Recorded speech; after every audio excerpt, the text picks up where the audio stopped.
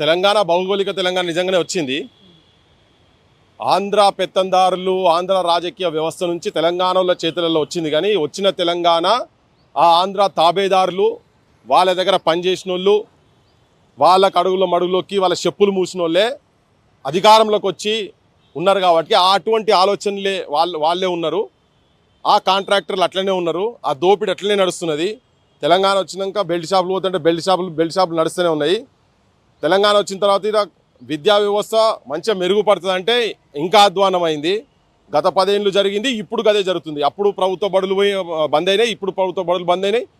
ఏ university కేంద్రంగా ఉద్యమాలు నడిచినాయి ఇక్కడ ఉస్మానియా యూనివర్సిటీ, కాకతీయ యూనివర్సిటీలో, అక్కడ కూడా ఎట్లున్న వేకెన్సీస్ అట్లనే పాడైనాయి. కొత్తగా ఇంకా తెలంగాణ కింది దాకా గ్రామాలలో గాంజాయి తాండవం ఆడుతూ ఉన్నది. కార్పొరేటీకరణకి వెళ్ళి బయటపడతాము, వైద్యం కూడా అంత అంటే కనీసం అవి కూడా అందుతలేవు. తెలంగాణలో ఆత్మహత్యలు ఆగుతాయేమో అనుకుంటే ఆత్మహత్యలు అట్లనే కంటిన్యూ అవుతూ ఉన్నాయి. ఇవన్నిటికీ కారణం ఏంటంటే ఇంకా కూడా ఆత్మాభిమానాన్ని చంపుకొని బతకాల్సిన పరిస్థితి వస్తున్నది. తెలంగాణ వచ్చిన తర్వాత ధర్నా చౌకుల సొంటి ఏమి లేకుండా చేయాలని అనుకున్నాము. కానీ అలా ధర్నా చౌకులలో ధర్నాలు జరుగుతూనే ఉన్నాయి. అవే సమస్యలు, ఏ సమస్యలు అయితే ఆంధ్రప్రదేశ్ ఉన్నప్పుడు జరిగినటువంటి అంశాల మీదనే ఇప్పటికీ కూడా సేమ్ అవే జరుగుతూనే ఉన్నాయి. ఇప్పటికీ ఆత్మహత్యలు, రైతుల ఆత్మహత్యలు జరుగుతూనే ఉన్నాయి. రైతులకు హత్కాడీలు బేడీలేసి నడుస్తూనే ఉన్నది. విద్యార్థి యువకుల మీద లాఠీల దెబ్బలు నడుస్తూనే ఉన్నాయి. ఎన్కౌంటర్లు అయితేనే ఉన్నాయి. సో ఇవన్నీ జరుగుతూనే ఉన్నాయి. కానీ ఒక్కటేంటంటే రాజకీయ మార్పిడి. ఆంధ్రోళ్ళకి వెళ్ళి తెలంగాణలో బయటి దొంగలకి వెళ్ళి ఇంటి దొంగల చేతుల్లో పడ్డ తెలంగాణ.